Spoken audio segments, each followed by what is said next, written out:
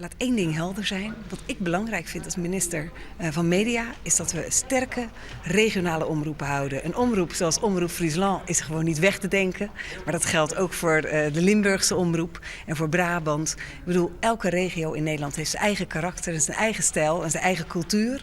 En ik vind de regionale omroep daar bij uitstek het medium voor om dat elke dag opnieuw over de bühne te brengen. Dus er kan maar één doel zijn. Dat is dat we daarmee de regionale omroepen versterken en zorgen dat ze hun programma's heel goed op regionaal niveau kunnen laten zien.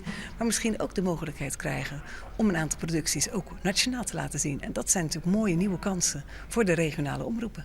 De provincie Friesland die wil graag een status aparte voor Omroep Friesland. Zegt van ja, wat wij doen is zo apart. In de Tweede Rijkstaal we willen drama maken, kinderprogramma's. Ja, die Tweede Rijkstaal is wel een punt waar wij zelf ook als regering absoluut rekening mee zullen houden. Want die is belangrijk. En er staat ook in de wet vastgelegd dat die Rijkstaal ook gewoon overeind moet blijven. Regionale omroep is daarin echt van belang. Dus die ruimte moet er altijd zijn en blijven. Dat is gewoon een wettelijke taak. En dat is een terecht beroep wat Omroep Friesland op ons doet. Is en ook een optie. En een eigen tv-kanaal. En ook gebruik maken van een venster op Nederland 3. Nou, ik denk het mooie van hoe ik het nu voorstel is dat ik het niet allemaal ga uitwerken.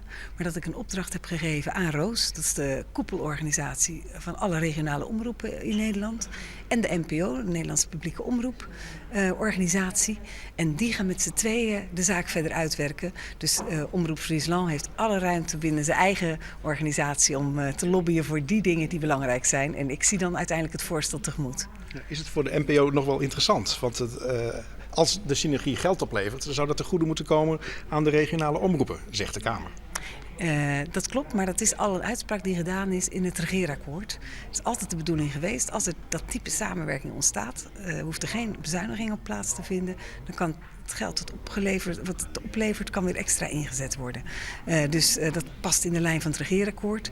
Het gaat de NPO er echt om dat gewoon nationaal en regionaal elkaar gaat versterken. En dat is de inzet en dat gaan ze uitwerken straks. Dus ongerustheid in Friesland over de toekomst van Omroep Friesland is onterecht? Nee, wat mij betreft niet. Maar ik wacht het voorstel van de twee organisaties af. Maar mijn inzet is echt, de regionale omroep moet eerder versterkt worden dan verzwakt. Dank u wel. Graag gedaan.